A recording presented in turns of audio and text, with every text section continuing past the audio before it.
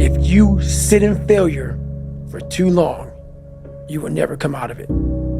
So the first part of my success was learning how to fail properly. You have no fucking idea how great you really are, because you are using such minimal of what you have. It became a way of living.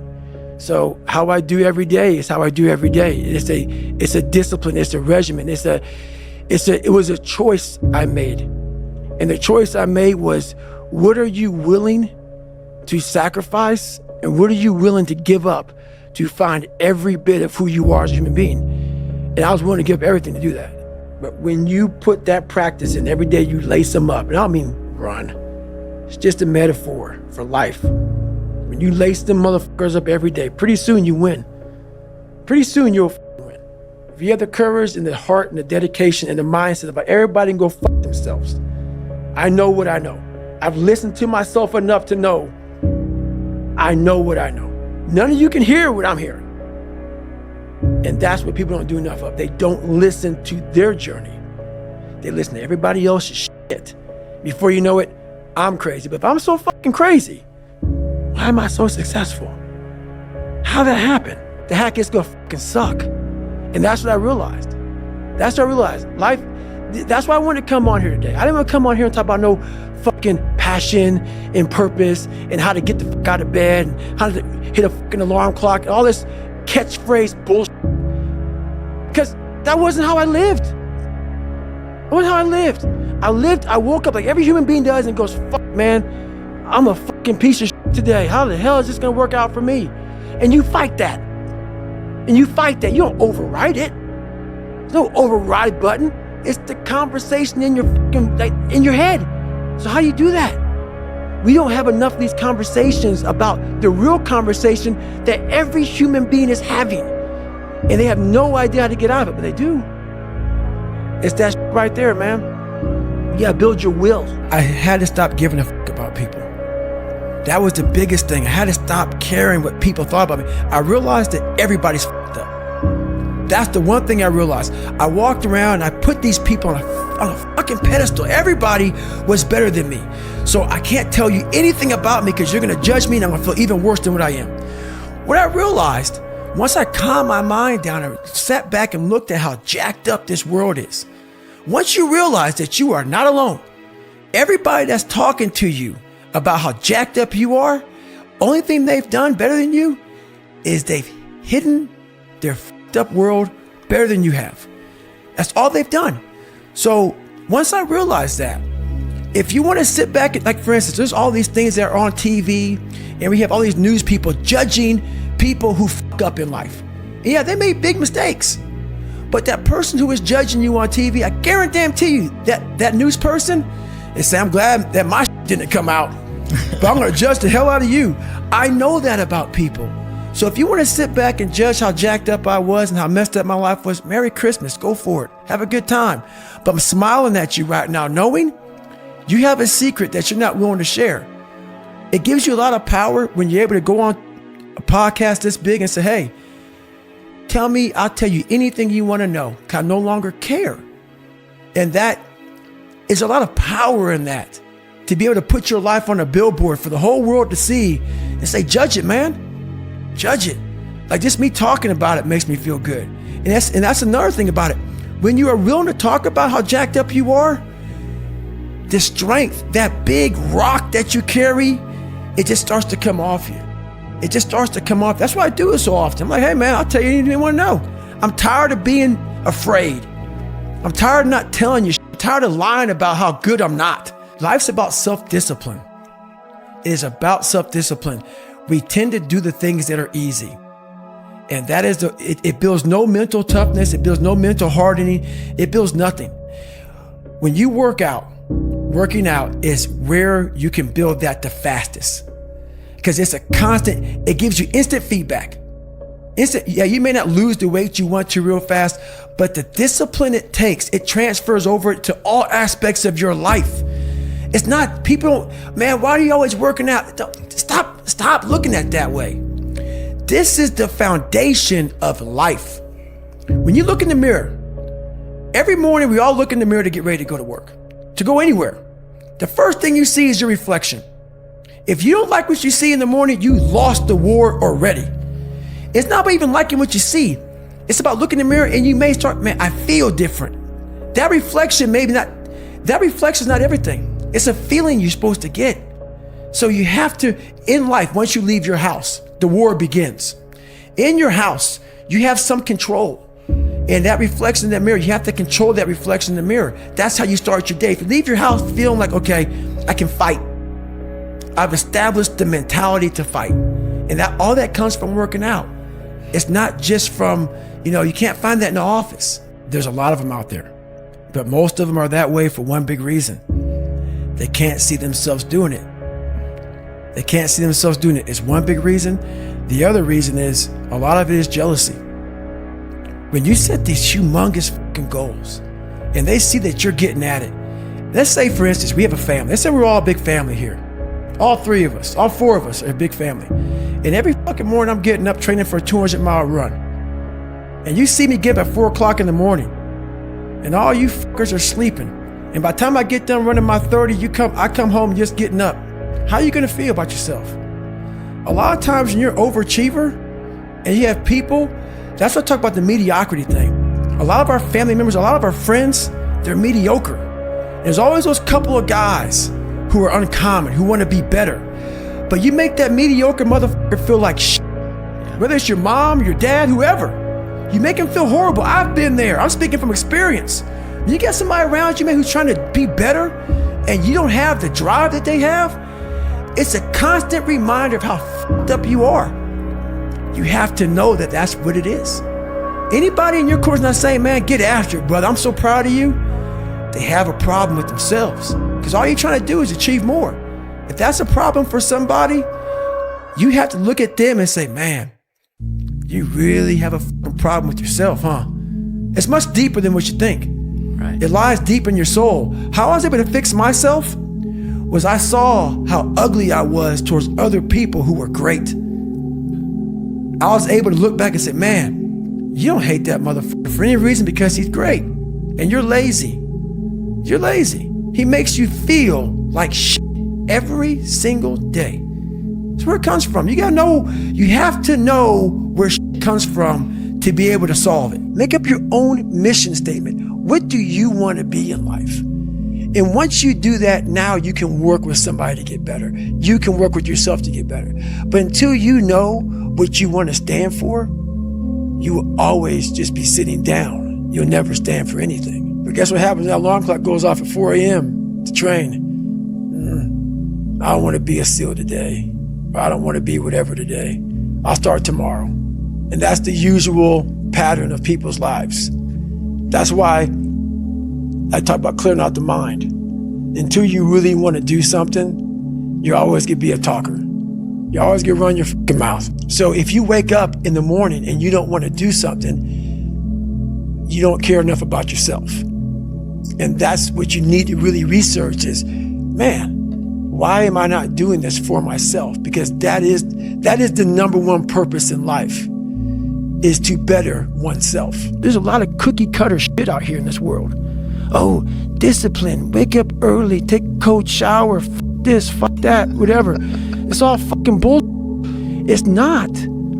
But what they don't teach you within the cookie cutter is like our minds are like a fucking garage. And the garage, if you open a garage and it's all cluttered up, it's all fucked up, you can't put your car in there. You got fucking boats and you got fucking kids' toys and shit everywhere. But if you organize that fucking garage and you put everything in its rightful spot, you can pull that car in there. You can put 2 cars in there. You can put bikes in there. And that's like with the mind. People talk about discipline and fucking determination and fucking, repetitions and all this shit. Consistency. Why people fall off the wagon so often is because their mind is full of shit.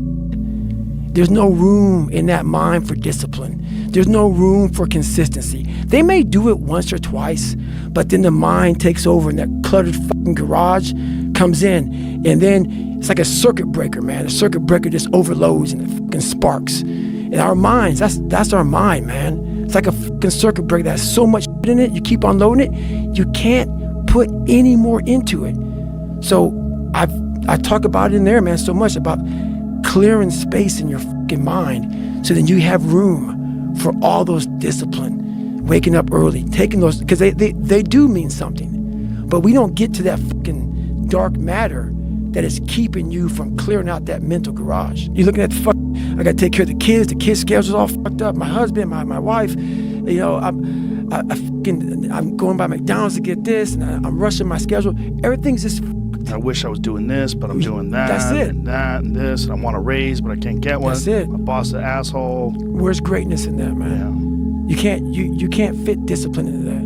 You can't fit structure. You can't fit consistency. You can't fit the grind. And then when you try, it just gets it gets fucking overrun by the fucking clutter in your fucked up mental garage. People have talent.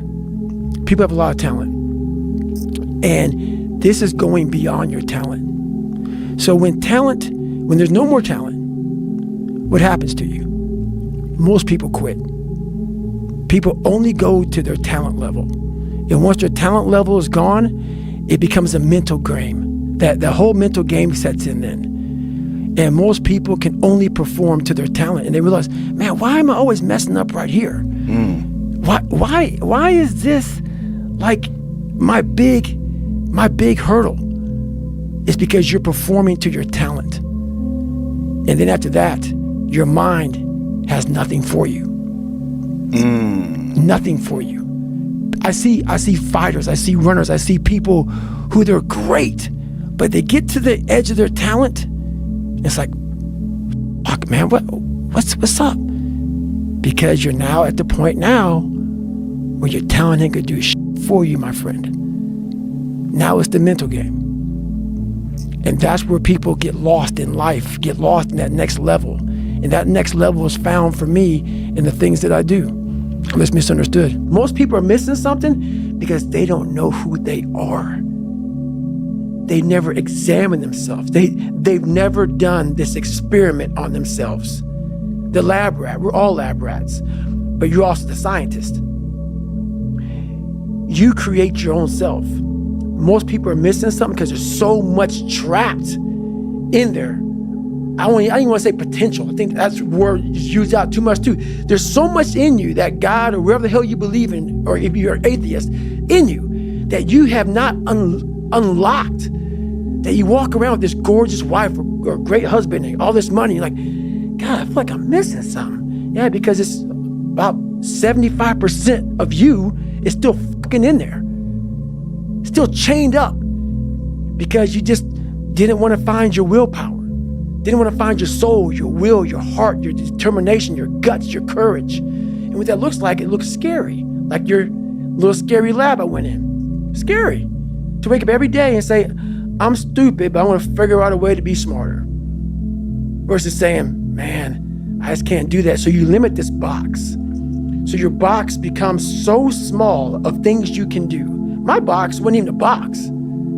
It was a fucking little pinhole. And then, through examining myself, getting some willpower, some courage, it became bigger than this table. But that's what we all do. That's why I wanted to come here today and talk to you about real shit. Not no fucking like hacks. There's no hacks, bro. It's you against you. You against you.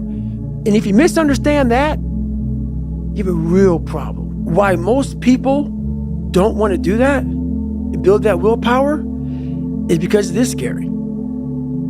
It unlocks a whole bunch of things about who you are and who you're not. And a lot of people don't want to go down that journey to discover who they are and who they're not. Because it's not a pretty journey.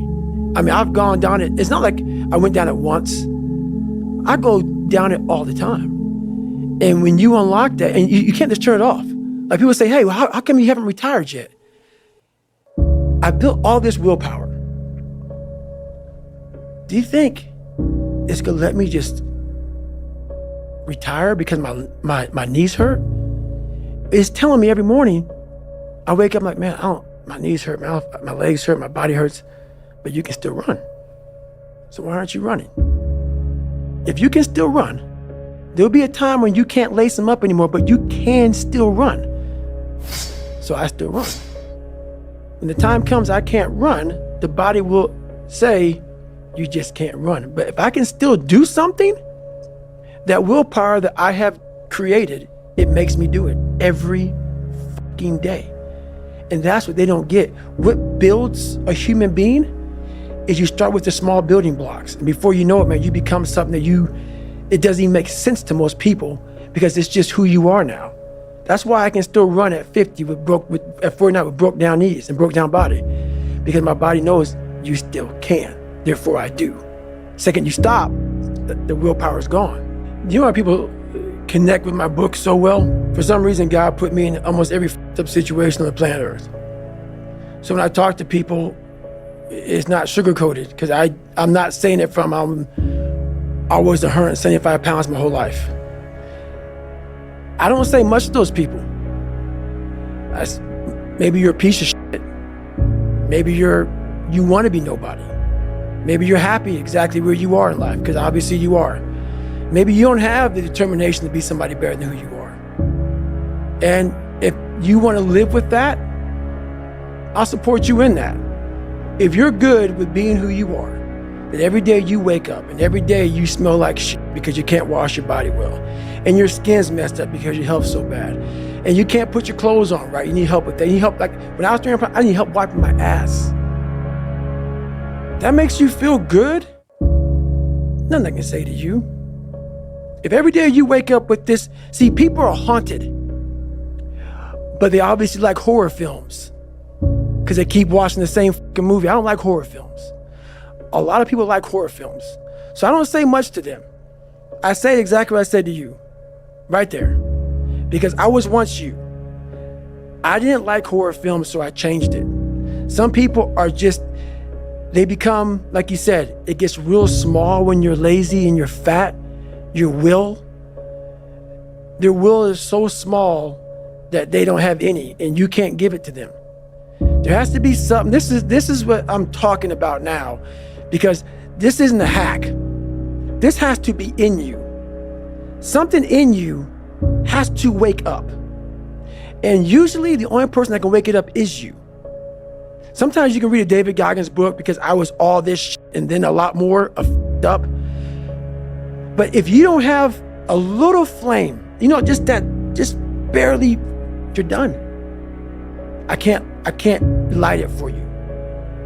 And that's the harsh reality of this life that I want to get across so fucking bad.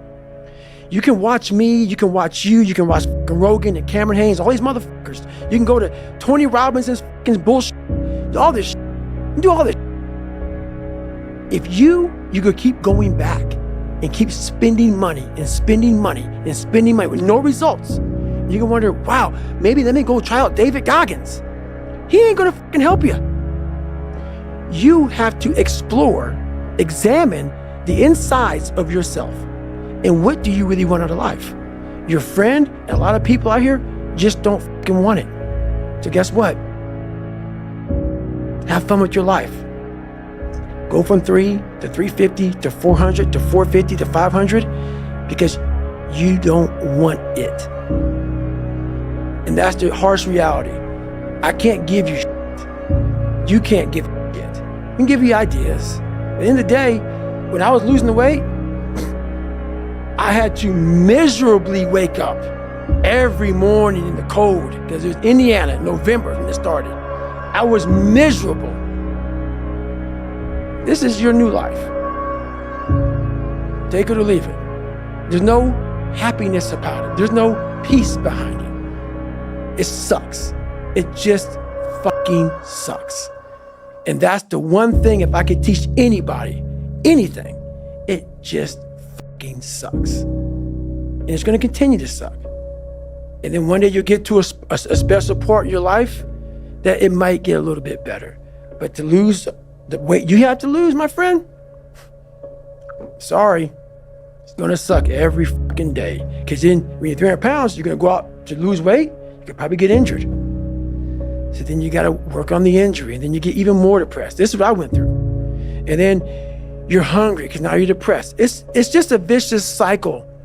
And if you're not strong mentally and you have no willpower, you're gonna continue falling back in this hole versus the man that sits back and goes, all right, motherfucker. This is why I cuss, because this is what is in me. This is what it took for me to be me. Sorry. It didn't take, hey, okay, we're gonna do this today. No, this fucking really sucks. This is real, dude. This is real. And every day, I'm setback. So this is what I would tell your boy. This is exactly what I tell him. Every day you wake up, you're gonna probably be set back for the first 4 weeks before you lose to significant weight because of the mind is gonna be fucking with you the whole time. There's no dopamine. There's no dopamine in there at 300 pounds. You got nothing. Your hormones are shot. You have to envision something that is more powerful than you. Something has to get you out of bed. And you have to create it. It has to be false. Because you're not it. You're a fat piece of shit. And that's the reality of it. So you have to create a false reality to live in that just to get to work on yourself. That's the reality. Because what I've done is in the fucking unseen work, I built Frankenstein. So whenever shit gets nasty, David Goggins goes, "You had nobody anyway, motherfucker." So see how I'm talking to myself right now? That's me. That shit fires me the fuck up. That shit makes me fucking nuts. You had nobody anyway, motherfucker. Look around you. There was no fucking team. It was you. There was no weight loss program or mom and dad waking you up saying you can do it, you can be better, trying to build belief. You built belief when you had nothing. Rock bottom. You did that. So as times get hard for me, the truth comes out. And my truth is powerful as fuck. It's real. It's tangible. I feel it. It comes out of my brain as I speak about it. I'm reliving every single dark moment of my life to be here. So that is what people don't get. That is what motivates David Goggins, is the unseen work. But everybody needs that pat on the back. They need that training partner. They need that accountability coach. I don't need that shit. And neither do they. But it's what we've trained ourselves to believe that we need. You're not looking at the truth in front of you. The truth in front of you is it sucks. It's painful. It's fucking mind-numbing. And that is the truth. And that's why a lot of people don't like listening to me. Because this is what it takes. Creating another voice and sometimes going at it alone. All the time going at it alone. Because no one's going to believe in you. And that's that. I honestly want to be considered one of the hardest men to walk the planet Earth in the history of the world. And what I mean by hard, I'm not talking about the guy who does the most pull-ups, the most sit-ups, runs the most.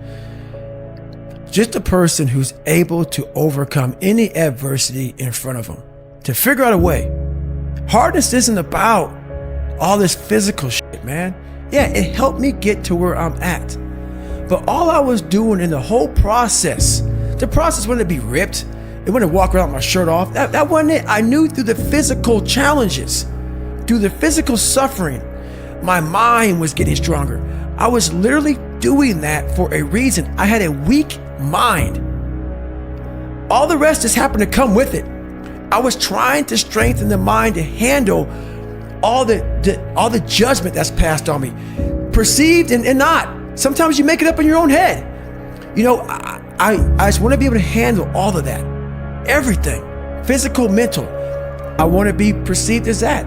Like an old school barbarian, an old school guy that's like, God, dog, man. Nothing can hurt the guy, which is why the book is titled, Can't Hurt Me. I want people to have that mantra in their life. Take that with you. Take it everywhere you go in life. And if you believe that and you work towards that, callous in your mind, strengthen yourself, can't hurt me is strong. In any situation, like when I was in Buzz, they beat the shit out of you. I'd be the first one to get up and say, can't hurt me, motherfucker. And they were beating the hell out of me. But you say that enough to you. False motivation becomes fucking real motivation after a while. What I realized is I'm not a cookie cutter type of guy. Right. I'm not here to take your money. I'm here to help you. If you're coming in to work with a guy like me, who knows that you have to have thick skin to get better, you have to call yourself out. If you're fat and you're f***ed up, I want to hear that. I don't want to hear you tap dancing around shit.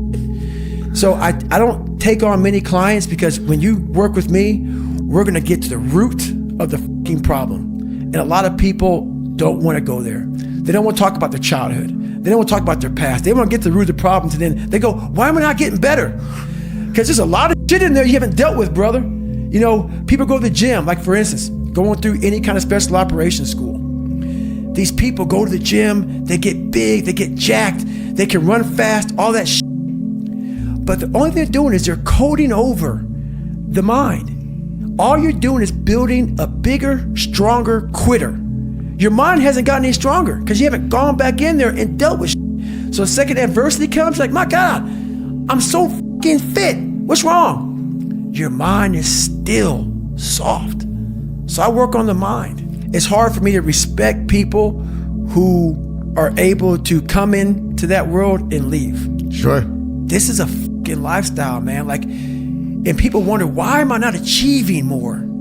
It's because all of us, once we achieve something, we celebrate for a long years fucking time. And we wonder, why don't I have drive anymore? Where's it all at? If you don't develop a routine of suffering, and suffering is not like go out and kill yourself every day, it's being uncomfortable. Yeah. That keeps you hungry every day. If you live in your victories for so long and say, I'm gonna go challenge myself for 30 days or for 2 weeks or run this one marathon, and it ends, I did one marathon. Okay, that's why it leaves you. It leaves you because you haven't set up the next obstacle. Obstacles is how you grow. You must continue to have friction. Friction is where growth is at. With no friction, there's no growth. The things I don't enjoy that I still do, that's where growth is at. And that's, for me, the only place growth is at, is in that very uncomfortable, in that uncomfortable zone. Yeah. So I have to visit it every single day. There may be some days I get up with poopy pants and I'm like, you know what, man? Fuck this, man. Like, what am I training for? Yeah. I have no race on the docket. Why am I having such a structured life? Why? And I'm like, you know what? I'm good. I'm done. I retire every day. Yeah. I'm done with this shit. And I sit around and I say, okay. And then this is my thought process. So you want to be normal. So you just want to be like everybody else that roams the world, not knowing the power that's in them. Being fine with being mediocre. You want to go back to who you were, huh, David? I'm like, fuck that, man. And you have that conversation with yourself every day? Not every day, it's those bad days. Yeah. It's those bad days. I see a whole bunch of people walking around out here who have no idea how talented they truly are. And I'm talking about talent, like some God-given ability. Talent that sometimes you have to hone, you have to work on, and you have to harness yourself. And they just walk around just on their phones, just clueless to how powerful they are. Who am I? What's the truth about me? Get to that dark place in your mind. Figure out, it may take months, it may take years. Figure out your purpose. Figure out what you want to be in life. And then from there, okay, I have my purpose. It may take a long time. No one knows their purpose because it's too loud. Find your purpose. From there, all right, you gotta start planning. People love the planning phase because it's very comfortable. And then from the planning phase, you gotta go to execution. So the execution phase, what we all hate, because that's where the real work begins, and that's when the failure happens, and the failure. So, but that's kind of how you have to do it. I got to a point, I'd be running. I was like, okay, man, we could do 10 miles today. I get to 10 miles, like, oh no, motherfucker. That fucking demon that I let out every fucking morning that walks the streets at night, he comes and says, no, bitch, not today, man. There's somebody out there that you don't know, have never fucking met in your entire life, that is doing 12, 13, 14. You're gonna do another one. And when you meet them, you ain't gonna be fucking ready. So Goggins kept on running. I never forget one time I was running by a graveyard when I was fucking just trying to become, I was fat. And I ran by a graveyard and I looked out there and I have all these epiphanies, man. I have all these fucking moments of it's crazy, man, of this thought. Cause I'm always by myself. I'm always in deep fucking thought about how to be better.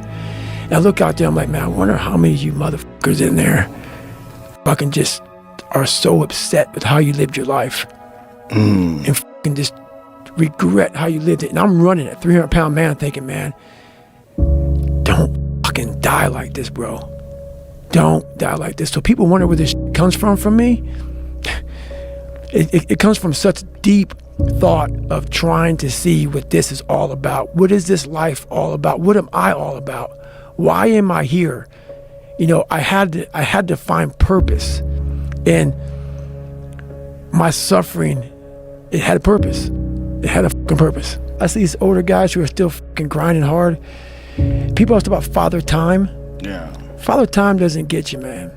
It's father fatigue. It's father fatigue, man. Like I see these guys who have been in sports for a long time, fighting of basketball, football, whatever it is. Yeah. And it's that grind. It's that everyday waking up grind. It's not father time, man. It's the fact that, you know, I gotta go do it again. Yes. I gotta do it again.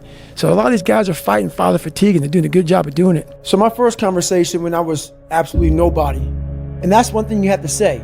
We live in a world now that's so kind. We find the kind way around everything.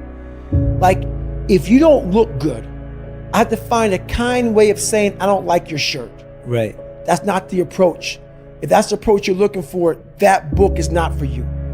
Can't Hurt Me is not for you. The approach you have to take, at least I took, you take whatever approach you want.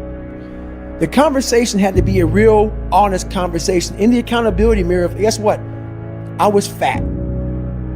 Don't find a kind word to say that, you know what, I've gained some weight. No, you're fat. When I couldn't read, not like, hey, you know, you have a learning disability. No, I cannot read. Of a 4th grade reading level, I'm struggling, and sometimes I call myself stupid. Not in a way to put myself down. So don't take it like, my God, those are so hurtful. Yeah, they're hurtful. This honest. The conversation has to become an honest conversation of where you're at mentally. Where am I at mentally? I look like shit. I feel like shit. I'm falling behind in school. I'm lazy. My house is a mess. You have to look at what it is and call it what it is. Don't find words to make yourself feel better, because so we hang around people that make us feel better, that tell us what we want to hear, not what we need to hear. And so we stay away from those people. And we stay away from those people, like our internal dialogue becomes that kind, it's okay. It's not okay. So that's where it starts. It starts with that accountability of, it's not okay anymore. This can no longer be okay. And calling yourself out for exactly what you are and exactly how you need to fix it. That's where it starts. Nothing gets solved by that, man. Nothing. And if you look at America right now, and I won't get off on this, nothing is getting solved because there's so much racism. There's so many things, and that's just one of them. We can't talk about anything. We are skirting all these conversations because if I say this, I'm going to offend a black person or a white person or a Jewish person or a gay or lesbian person. We skirt around the daggone problem. So we can't fix shit. Everything is like, well, if I say this on TV, I'm going to lose my damn job. We have to say it. We have to break the barriers within our minds, within the world. And it starts with yourself. It starts with yourself. You got to break the barriers down within yourself and just go there. You got to go to yourself. So think about it. When I say suffering, people cringe. People, that's the one word whenever I post about it, people cringe. It's not about suffering how people may look at suffering. Like you have to just go to a place that just every day of your life is suffering. You have to tap into suffering every day of your life because we have so much scarring that we have to clean up. You have to look at suffering as almost like I look at failure. To succeed, you must fail. In failure and in suffering, all the answers are in there. All the answers to all the test questions. The test is your life. All the answers are in there. You don't have to live in suffering and pain and failure all the time. You have to learn, I need to visit it. Like people hate working out. You're only going to visit working out maybe an hour a day.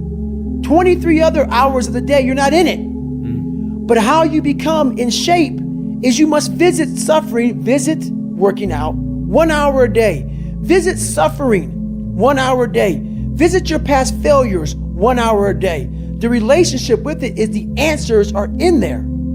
They are in there. Within the suffering, go in there, and I call it the live autopsy. The live autopsy. How you find out someone died? They crack you open after you're dead. How you can live is do it while you're alive. Go back in your brain, crack it open while you're alive. Don't wait until you're dead to figure out why you died. Do it while you are living. Go in there, go into the suffering, go into the pain of your life and say, why did this suck for me so bad? Why am I afraid of all this stuff? Why have I shut down the whole world? I guarantee I'll tell you why you shut down the whole world. It's in these nooks of the suffering within your brain, in the scarring, are all the answers to why you are on the couch feeling sorry for yourself. They lie within the scars. Visit them for at least an hour a day, study them, and then you'll find out more about yourself. You will then grow. So don't look at it as every day I suffer. Go into it an hour a day. Learn from yourself, learn from life, learn from your failures, learn from your insecurities, learn from your self-doubt. Don't just say, I'm afraid to jump off an airplane. What makes you afraid of it? Study it. That's why I studied my mind. Why I became so powerful in the mind is because I realized I was weak. So instead of running away from the mind, I dove into it and said, what is making me weak? Oh, this makes sense. I came from hell. I came from a place that beat me down to nothing, which is why I'm afraid. All this makes sense. So systematically, one by one, I went back and met every single person in my mind, every situation. All those things of comfort are there in that 1 second. And this is where people lose. So what I do in that 1 second, because we all think about quitting, it's hard. But what you have to do in that 1 second is hard to process information during pain, because that pain takes over and you can't think rationally.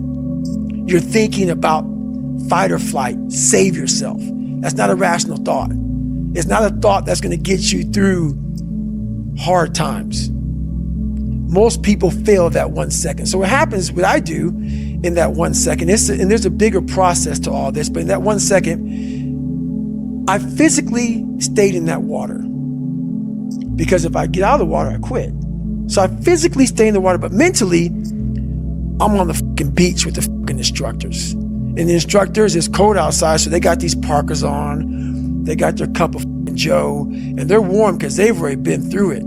So now it's your turn to go through it. So mentally, I get back with them. I'm still in the water physically, but mentally, I'm back with them. I'm chilling. I got my parka on, and now I'm thinking logically because I'm warm now. Mentally, I'm warm. I've taken that 1 second. Let's not quit yet, Goggins. Let's think about your options. Where are you going to end up if you quit this shit? Where are you going to go? What are you going to say to yourself? Because you know you're going to get warm. The second you get out of this water, you're going to take a shower, and you're going to be warm. And in 5 days, you could be out. So I start thinking logically. I calm my brain down because your brain just wants to get the fuck out. Ring the bell, put your helmet down, get warm, and then you're really fucked. And these are the things you have to think about in the 1 second decision. So that's what that's all about. It's about gaining control of your mind, putting things back in the proper perspective, and then saying, I really do want to be here. And I'm going to have a bunch of these 1 seconds through this 130-hour journey. And I have to learn to control these, because if I fail one of these 1 seconds, I will not be a SEAL. I will not be a doctor. I will not be a lawyer. I will not be whatever the fuck it is. So that's how important that 1 second decision is. It's all about your mind takes control of you. You have to say, fuck you, I run this motherfucker. And that's what that's all about. So every morning it starts with a run. And that's because that's the one thing I hate to do more than anything in the world. So that's like my cup of coffee. And I'm all about armoring yourself. So the second you leave your house, and the second you open your phone, the second you do any of that shit, you are now letting in poison and cancer. So I make sure a lot of things you can't avoid. So as I get up, I start to armor plate my mind and body. Like a person's going to war, you put your body armor on. That's what I'm doing on that run. I'm waking up and I'm giving myself all this armor. So when I come out in the world, Now, look at that phone. I'm ready. I'm not waking up late. I'm not rushing around. I'm not disorganized because I know I'm gonna get hit in the fucking mouth. There's an art to getting hit in the fucking mouth. And that is why these things are important. You have to wake up and you have to give yourself belief. You have to give yourself confidence. So it starts with that run. A lot of people sit back and they dream about being a sports figure, or dream about being a SEAL, or dream about being an astronaut. And all it is a motherfucking dream. They don't put the work behind the dream. That dream has become their fucking master. When you become the master of your fucking dream is when you say, I want to go be a Navy SEAL. You say, okay, I'm going to lose 106 pounds in less than 3 fucking months. The dream was the one thing I thought about, and the dream was now gone. Now, what comes in, the dream goes away, and the fucking laundry list of fucking details and tasks come up. Gotta do this, gotta do this, gotta do this, gotta do this. That's when you become the master of your dream.